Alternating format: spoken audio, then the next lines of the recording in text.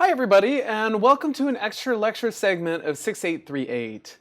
Essentially, today I thought I would give you a little bit of an introduction to an emerging topic in machine learning, and the main reason that I'm including it at this particular juncture in 6838 is that I think it's a really interesting application of vector fields. In some sense, vector field design, which is definitely a problem that we care about in geometry processing and computer graphics, is now appearing in a very different context in machine learning techniques for variational inference, Bayesian inference, and other tasks. So I thought, as just an example of like a similar style of reasoning applied to a very different application, I'd go over this sort of superficial introduction to what it means to construct a continuous normalizing flow. Now, to be sure, this little lecture segment is basically built off of the content of a particular survey paper, and I really encourage you guys to give it a read because I can tell you, at least for me, with my background, I really enjoyed it. I thought it was kind of a nice read. So this was a survey by, let me make sure I get it right, P-A-P-A-M-A-K-A-R. Papa Mark M-A-K-A-R-I-O-S. I'm not going to attempt to say this guy's last name. Papa Makarios et al. And this is in the Journal of Machine Learning Research, and it just appeared, actually. It's in 2021. This is stuff hot off the presses here. Of course, the survey paper is 2021. The research papers that it's covering cover a wide span of dates, but really just over the last couple of years. This is definitely an emerging and new topic. And my secret hope is that by covering it in the context of vector fields in 6838, maybe some of you guys will come up with some clever ways to advance the field of continuous normalizing flows by applying some of the ideas that we just covered for low-dimensional vector field processing. So the basic problem that we're trying to solve in the normalizing flow universe, in fact, not even just continuous normalizing flow, but normalizing flow more broadly, is the following. Essentially, what we want is to parameterize a probability distribution over a particular space. So let's just say over, I don't know, R to the big D here. So the basic idea is there are lots of applications in statistics and machine learning where it's useful to try and figure out the parameters of a probability distribution over some space, for example, given data. So this is a problem that shows up all over the place. For instance, one thing you probably did in your intro stats class, if you took one, was fit a Gaussian to a set of data. And of course, when you did that, the Gaussian distribution was one particular ansatz for a form of a distribution you might want to fit. And essentially what you're trying to do is to match it to data that you observe. Now, of course, the Gaussian distribution is a very special choice of a probability measure, right? A Gaussian distribution is just a bell curve. In the world of normalizing flows, the basic idea here is that we want a pretty general form for some non-linear, multimodal probability distribution that your system is going to learn. And so in particular, here's how we're going to do it. So we're going to say that our probability distribution is specifically over some variable x in RD. And the basic trick in the normalizing flow universe is to do the following. What we're going to do is write x is equal to the image under some map, t sub phi, of a random variable u, where u is drawn from some probability distribution p psi of u. So the basic idea here is that there's going to be two sets of learnable or computable parameters here, which are phi and psi. So here we're going to call p sub psi the base distribution. So let's see if we can fill in a little bit of details. The basic point here is here's the way we're going to generate samples from some probability measure. What we're going to do is we're first going to draw samples from some probability measure p sub psi. It's supposed to be p, by the way. And then we're going to transform them by putting them through some map t sub phi. And the two learnable things here are the distribution that determines u. I think that's sometimes kind of optional. Sometimes we just keep this thing fixed. And then the mapping t. So for example, let's say that we have a very simple thing. So let's say that I have some data here, and I'm trying to explain using a probability distribution. And my data is just in one dimension, and it's kind of bimodal like that. You know, like it has two clusters. Okay, so in the normalizing flow universe, here's one thing that I might do. The first thing I might do is sample from a Gaussian distribution, just a bell curve like that. So maybe this is p sub psi, and maybe in this case psi maybe, contains, I don't know, the mean, the standard deviation, whatever, it's just parameters of this Gaussian. But the idea is that typically p sub psi has two properties. One is that its density function is known.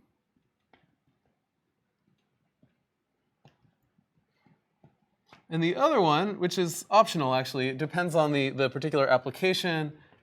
So I'll say maybe sometimes. I guess it could be sometimes for both, is that p sub psi is easy to sample. So it's easy to write code that generates samples from a Gaussian distribution, even if I allow the mean and standard deviation of that Gaussian to be learned. So what ends up happening here is you draw some random sample from p sub psi, and then we say, well, okay, so that sample is distributed like a bell curve. It's not distributed like my data. So the second thing that I learned is a mapping t, which takes those samples and pushes them forward to be samples from some distribution that looks more like my data. So maybe here it looks like that.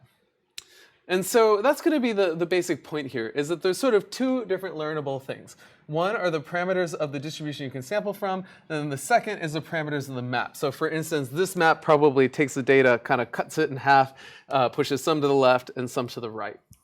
So that's the basic model of the normalizing flow. And so the parameters here, right, the sort of the learnable parameters are phi, which are the parameters of the mapping here. So this is like t sub phi, and psi, which are the parameters of the distribution p sub psi.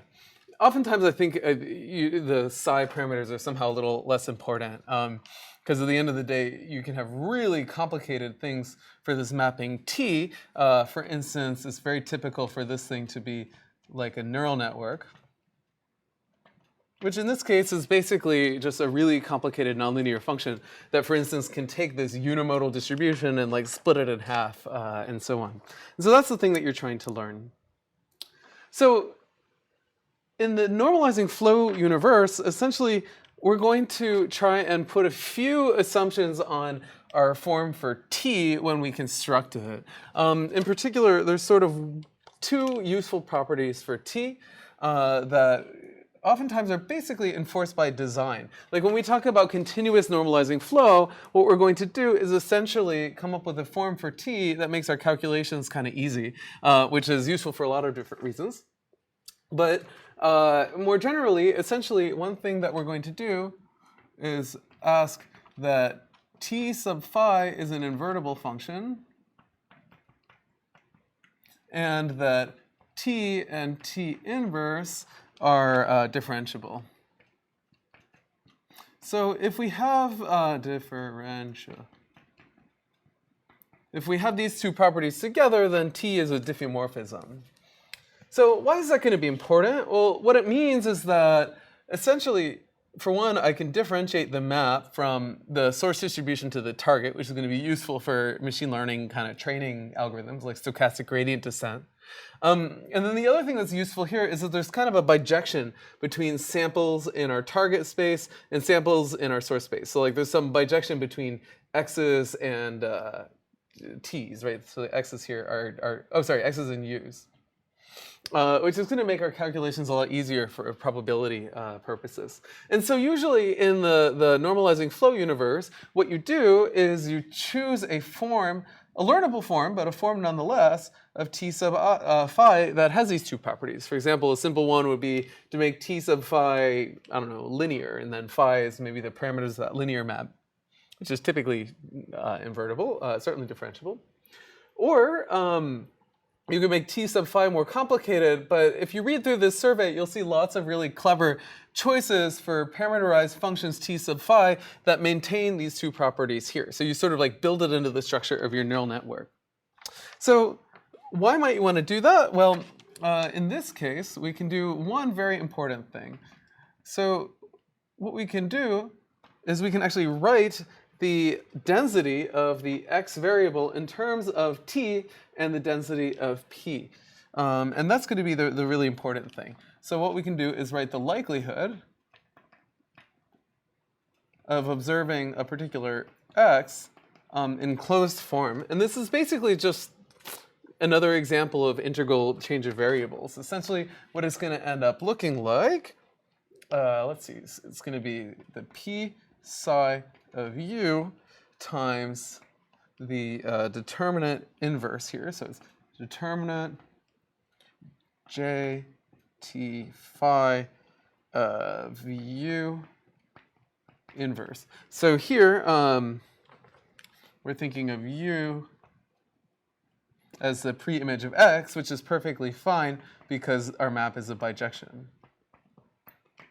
So the basic idea here is that if I know that t phi, by the way, if I kind of omit the phi's, you can remember them. If t phi is invertible and differentiable, then if I know the density of our variable u, our random variable, which is our sort of assumption 1 here, then I actually can also evaluate the density of our random variable x, and this is just the integral change of variables formula. That's all it is. By the way, you can write this in a slightly different way, of course, that this determinant, right, is the same as the determinant of the inverse map evaluated at x, right? These are just inverses of each other. And by the way, this matrix J is just the Jacobian of the map t phi here. So I can write it out explicitly just for completeness. We can say, well, j t phi of u here is a matrix whose entries look like the ith component of ti differentiated with respect to uj over all ij here. And this is basically just some d by d matrix like that. Okay?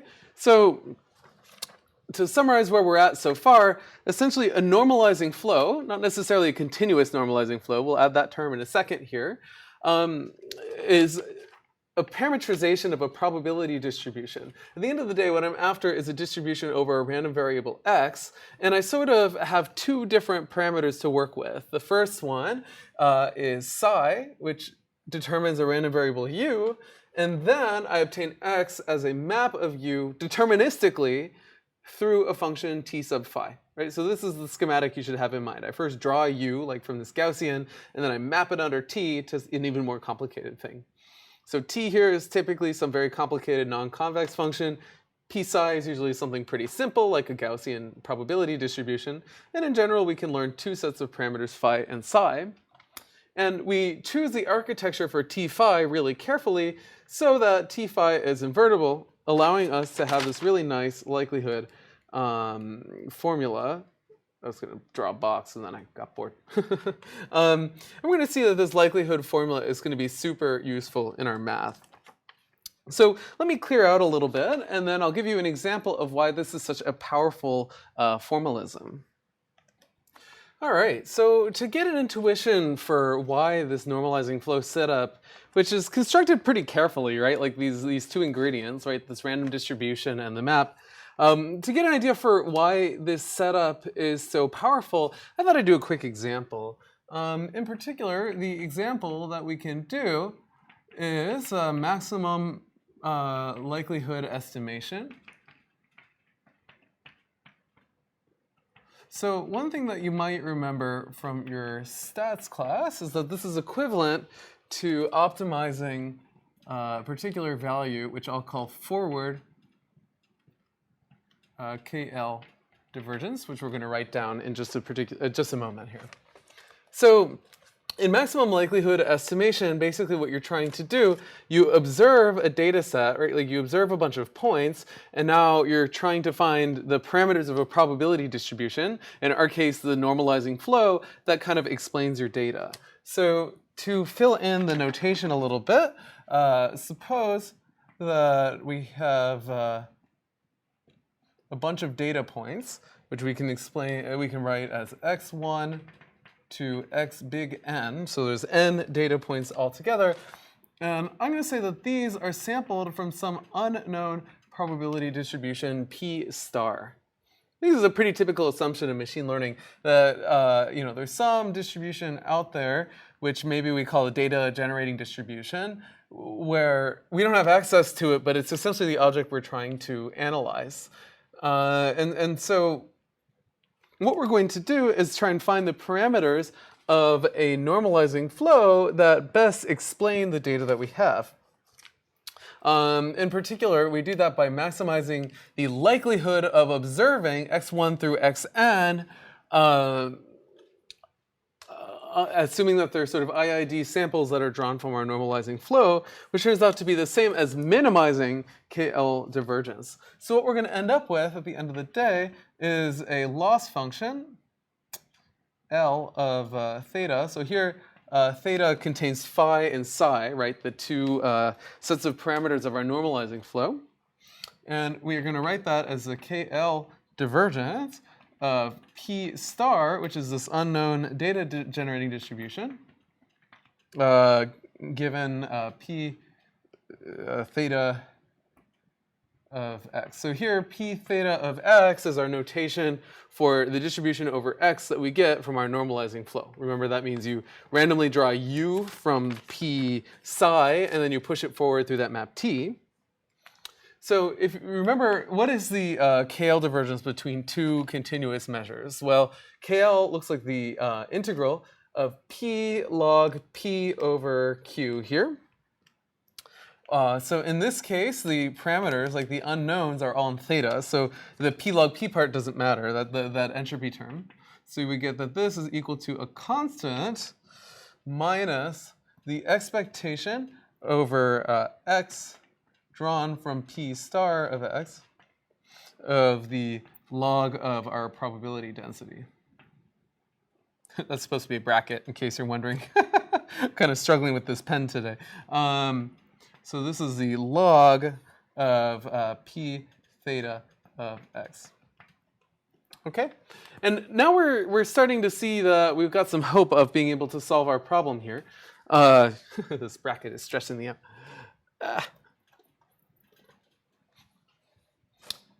In particular, we know how to differentiate P theta. That was the formula that I wrote on the board over here before. So we're going to kind of just plug it in, and then as we often do in machine learning, we're going to replace this expectation with an expectation over these points x1 through xn. Right? So in particular, if you plug in the formulas that we wrote down for the normalizing flow, this is equal to a constant minus the expectation over x drawn from P star of x of the following quantity. Namely, this is the log of P psi, remember that's our distribution over u, of T phi inverse of x, and then plus log determinant, which is going to kind of account for the distortion of the mapping. In particular, this is log of the absolute value of the determinant of j t inverse phi of x. Okay. So all I did here was plug in that change of variables that we wrote before. And here's the kind of cool thing. So essentially, what's going on here? So in order to optimize for theta, remember that theta are unknowns, right? So in this case, it's just like phi and psi. what are we going to do? We're going to optimize this KL quantity. That's exactly what happens in maximum likelihood estimation. And what you can show, right, because essentially KL of PQ like that in general is equal to the integral of P log P over Q like that. Of course, because of just log identities, this is the same as P log P minus P log Q. And this term is a constant with respect to our unknowns, which are the thetas. So what do we get? This is a constant minus the integral of P log Q, which is the same as the expectation over P of log Q. Right? So that's what I've written in the second line here. Here instead of Q, it's P theta, right, our unknown distribution. And now I just plug in our density of P theta, which we know from the normalizing flow, which is essentially just P psi, which is a distribution over U, multiplied by the determinant of the Jacobian. So when we get the log, it's the sum of these two things. Okay, so that's the formula that we have. And the nice thing is that this is easily differentiable in phi and psi. Essentially, I've written everything that I need to differentiate it. The only thing that's missing is how to compute this expectation. So what we do in practice is we replace this with just like 1 over n, the sum of this thing, the inner expression evaluated at this xi. Right, just a typical thing. So rather than taking the expectation over our whole data distribution, instead we take the expectation over the data that we have on hand. And then the whole expression is just a big differentiable function of phi and psi that we can optimize. So at the end of the day, this is one application of this normalizing flow. And essentially what allowed us to do it is the fact that we have this really nice expression for the density. Okay? So already what we have is a nice algorithm for maximum likelihood estimation for a really complicated probability distribution, right? Like you probably learned the EM algorithm for maximum likelihood in the case of like a mixture of Gaussians. Here instead it can be like sample from one crazy distribution and then push it forward through a crazy map, which is parameterized by a neural network. And we're still able to do MLE using stochastic gradient descent through this kind of simple calculation here. Because again, this thing is easily differentiable with respect to phi and psi. That's something that like TensorFlow or PyTorch can do without a whole lot of effort. So hopefully that gives you some intuition for why we kind of like this normalizing flow. That essentially if we can write a probability measure as sample from P psi and then push it forward through T, then we can do things like compute KL divergences quite easily in a nice differentiable way. So at this point you should be asking me like, okay, Justin, so why the heck are you introducing this idea from probability and variational inference in the middle of a set of lectures on vector field design? And now what we're going to do is clear out the board and give one particular model for normalizing flow called a continuous normalizing flow that actually turns into a high-dimensional vector field design problem, which is kind of surprising and I think really cool. And I'm hoping is going to bring geometry processing and machine learning even closer together. So let's clear out and see what that looks like. Okay, so now what we're going to do is show that there actually is a connection between this normalizing flow problem and the vector field design problems that we've been talking about in 6838. In fact, this is a pretty new idea to me. I was just reading through these survey papers and thought like, this is kind of fun. Maybe I'll mention this in class. And so that's exactly what we're doing. So essentially, the connection comes from a particular type of normalizing flow called a continuous normalizing flow. By the way, I could easily be getting the terminology wrong here. This is not my usual area of research. This is just what I got out of reading a survey paper, and now I'm sharing it with all of you. But this is connected to neural ODEs and other really trendy topics in machine learning. The basic idea here is that we are going to learn or parameterize our map as an ODE, which looks like the following. Essentially, we're going to make a variable z t, where t is time, which satisfies the following. It's going to say dzt dt, this is hard to say, especially I just got a new retainer, is equal to g sub phi of t comma zt. All right, so let's bite down in this notation a little bit. And in particular, we're going to have the following, which is that we'll say that u, remember that was like our initial random variable, is equal to z t naught for some t naught, and then x, which is our final random variable, is equal to z sub t1. Okay, so here's the basic idea. The basic idea is that our model for a continuous normalizing flow, let's stick in our sort of one-dimensional example again, is that we're going to leave the initial distribution over u alone. So maybe, again, I have a bell curve here. So if I want to explain a random variable x, here's how I'm going to do it. I'm going to first sample from some canonical distribution, like a Gaussian, and that'll be our random variable u. And we're going to think of this as living at t equals t naught. So here, t really stands for time. And now what we're going to do is learn a flow. I think this is so cool, where like maybe, you know, my final distribution is that bimodal thing. Now I'm going to learn like a bunch of flow lines, which are going to map forward in time to t equals t1, where essentially what I'll end up doing is drawing a sample like u here, and then flowing it along a vector field until I reach time t1, and that becomes our sample x.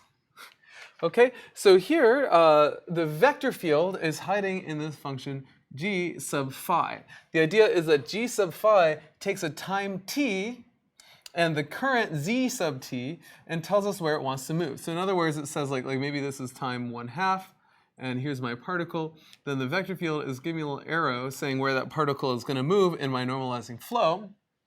And now, in order to get my random variable, what I have to do is actually integrate forward in time my ODE to go from u to x. In particular, well, I can just use the usual kind of ODE integration formula. In some senses, it's almost like a tautology, what I'm going to write, but it does make some sense. Where I can say that, okay, my random variable x is equal to z t1 by definition, which is equal to u plus the integral from t naught to t1 of g t z t dt. Here, g is parameterized by phi. The idea here is that if I start at u, then I get to x by displacing along my vector field g, which can be time varying. And similarly, I can actually run this ODE backward by just kind of flipping the sign of g, and what I get is u is equal to z t naught, which of course is equal to x minus the integral from t naught to t1 of g phi t z t dt. Okay. So the basic point here is that in the usual normalizing flow kind of general story that we introduced, the map from u to x, right, from our easily sampled random variable to our complicated random variable, it doesn't have to be, like, if we think of it as a smooth map, but it can take like a big step, right? Like our map from u to x could like shift everything over 10 feet, or like take everything on the left and split it one way and everything on the right and split it another way. Here, our map from u to x, we're going to get by like flowing along a little vector field, which can be time varying, right? So the vector field g here is telling me like maybe infinitesimally, when I start with this Gaussian, I want to start moving things outward until eventually they flow into the proper configuration that I want. So again, our vector field design problem is to design a vector field g sub phi so that when I push forward my canonical random variable u through my vector field for a unit of time, or for the time between t naught and t1, then I get things that look like x. Okay, so this is kind of a fun problem, and it also introduces a very different parameterization of vector fields. Do you see that? In particular, in class, we sort of had explicit parameterizations of vector fields, like a list of vectors, one per triangle on a triangle mesh or whatever, per edge, something else. In the normalizing flow, our vector field is just a continuous function. It takes in basically a time and a position and outputs a vector g phi, which by the way, in this case is in r to the d, I guess. Okay. Now, in practice, how do we solve this ODE? So in practice, we're going to approximate the solution using forward Euler, or whatever your favorite ODE solver is. So we can approximately solve this by just kind of chunking up this integral here and taking time steps. And that's exactly the same as the ODE solvers that we like in computer graphics, for example. So, some typical choices, including ones that you guys have implemented on your homework, would be like forward Euler or RK3. To my knowledge, implicit integration isn't really used in continuous normalizing flow because this function g phi is really, really complicated. But if any of you guys comes across an interesting reference that actually uses implicit integration for these problems, I would love to see it. Pause for a second and switch out my marker. So as a simple example, if I have, if I have z at, I don't know, some t, and I want to approximate it at some time t plus delta, then the forward Euler version here would be to take zt plus delta times, and then just evaluate g phi, right?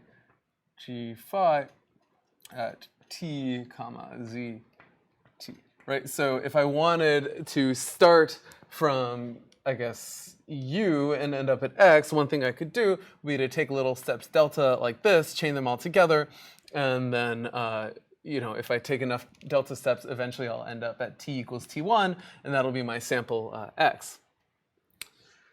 But here's the kind of cool thing. If I had a sample x, I could also flow backward in my field just by reversing the sign of g and get back to u. So essentially, right, so by the way, this is called forward Euler integration. It's sort of the simplest one. But a really nice thing here is that there's sort of equal computational complexity to do two different things, which are to go from u to x and to go from x to u. And that's a little bit different than most normalizing flow models, because typically, like if let's say that I just wrote, a more generic version where like x is equal to some neural network parameters by phi of u, so rather than doing some differential, I took a big step like that. Well, now the forward map is easy enough to differentiate and evaluate, but computing the inverse of a neural network is a really hard task. Here, okay, our map T is gotten by forward flowing along our field, and then our map T inverse is basically gotten by just putting minuses in front of the deltas and going the other direction. So going forward and backward is sort of equally nice, at least if we're okay with this approximation where we don't get exact flows in our field. We have to discretize using Euler or RK3 or something else. So let me clear out a little bit. So in addition to being just an interesting way to parameterize a normalizing flow, basically to parameterize our map using this vector field G, which by the way guarantees invertibility and just from kind of existence uniqueness of ODEs, it actually has some practical value as well, which is kind of interesting and cool. Let me try this other pen again. So for example, when we talked about maximum likelihood estimation, essentially what we had to compute was like the log density of our probability distribution, among a few other things. And just to give you an example of the kind of nice things that can happen in normalizing flow, let's say that we wanted to estimate the log density of x. Well, how could we do that? Well, the basic trick in continuous normalizing flow is to basically write ODEs that govern the change of all the different quantities that we care about. So for example, let's say that we wanted to compute the log density. Well, we know the log density of x, we just don't know it of u. So what we're going to do is write an ODE which tells us how to evolve the log density starting at the log density of the u variable and ending at the log density of the x variable. In particular, we can write that d log of p zt dt, right? So this is sort of the relevant rate of change that we need to compute here. And the nice thing is that we can compute it in terms of our function. In particular, just by applying some basic arguments that look the same as like the rate of change of the density of a fluid, what you end up with is a really nice formula. This is minus the trace of the Jacobian of the map g phi at a fixed time. So this is just the spatial part at zt. Okay, and this goes back, well, I would argue that this is basically just a standard formula. It kind of looks like the material derivative in fluid dynamics, but applied to these neural ODEs, it goes back to, I think, the work of Chen. Essentially, the thing to look up is neural ODE or NODE, node. Okay? Now, this is kind of an annoying value to compute because Jacobian is kind of a big matrix in this case. So, in fact, it turns out that you can write a really nice formula for it. So, just for convenience, I'm going to call this whole matrix evaluated at zt. I'm just going to call it j. So, this is minus the trace of j. Now, here's kind of a really clever trick. So, right, so this obviously is equal to minus the trace of j times the identity matrix. I haven't done anything yet. But now, I'm going to do something really tricky. I'm going to make a random variable, v, which has two properties, 0, mean, and the identity matrix as its covariance. So maybe we say unit covariance. And notice it's very easy to sample a random variable with this property. You know, you can make it a Gaussian whose mean is 0 and covariance is the identity matrix. Or you can use a Rademacher random variable for v, which is just like a coin flip for every element with plus or minus 1. Well, in that case, so what is the identity matrix? Well, it's exactly the covariance of our random variable v. So we can write that this is equal to minus the trace of j times the expectation of v transpose. This is just the world's most complicated way of writing the identity matrix, right? So here v is our random variable. And by linearity of expectation, I can write that this is minus the expectation over v of the trace of j v transpose, like that. Okay, so all I did was pull the expectation out. And then for my last trick, I'm going to just remember that we can take traces and cycle around their argument any way that we want. In particular, I can say this is minus the expectation over v of the trace of v transpose j v, like that. Okay, so it turns out that rather than needing to compute the full matrix j, all we really have to do is to apply j to a vector v, which is kind of like computing the directional derivative of g in a single direction. So rather than needing the full matrix j here, which is really j of zt, it's enough to just compute basically kind of something equivalent to one column here. This trick here is called the Hutchinson trace estimator. Hutchinson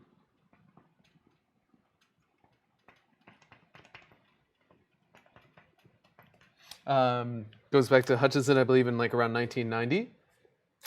But the basic idea is that this is very easy to compute in the context of stochastic gradient descent, right? I mean, essentially what we'll end up doing is just during our SGD process, since we're only going to be able to evaluate everything randomly anyway, we'll just be also randomly drawing these v variables while we're at it. So at the end of the day, if I want the log density, like log p of x here, how could I get it? Well, this is equal to log p of u, where u is the pre-image of x, which I can get by flowing along my vector field, and I can approximate by using forward Euler, minus the integral from t0 to t1 of the trace of, I guess I'll write it out, j g phi here of zt, where this Jacobian is with respect to space but not time, and this integral is dt. So what could I do? Well, essentially I can compute the zt's by flowing along the vector field, and then evaluating this integral I can do with quadrature. So what does this mean? Well, basically what it's telling me is that once I know this pairing between u and x flowing along my field, I can compute other quantities by solving ODEs as well. So one of them is the log density, which is essentially what I needed to solve that maximum likelihood estimation problem that we wrote down before.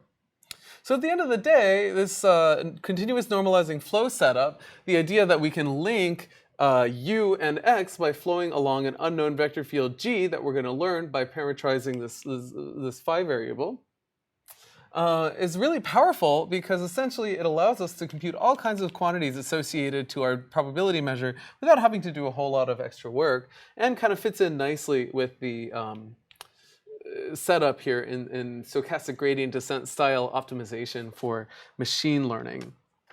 In fact, there's all kinds of nice tricks here. So like, once I estimate this thing, I probably also want its gradient. I can get that basically for free by doing this whole calculation, like keeping track of the set of steps I do in a library like TensorFlow or PyTorch, which is doing backpropagation.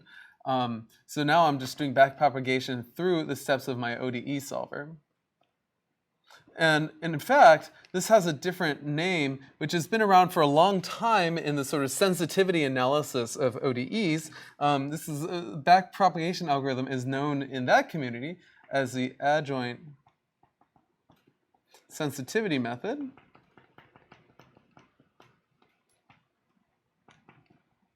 Which is an algorithm for determining, for example, like if I flow something along an ODE and I now change the parameters of the ODE, what happens to the flow or the target or the source or whatever. When you kind of squint at that algorithm, you'll see that it looks just like backpropagation.